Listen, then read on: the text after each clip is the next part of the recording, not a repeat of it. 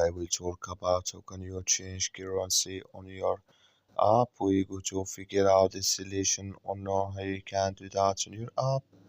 So you just follow these ways, then it's going to work with you.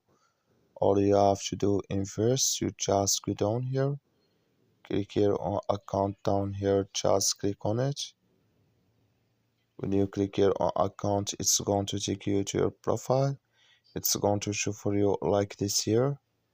So then you click here above this sign.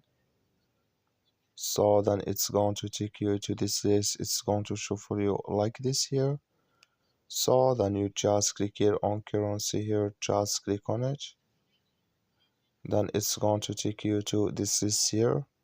So then here can you select here or change your currency in this list here.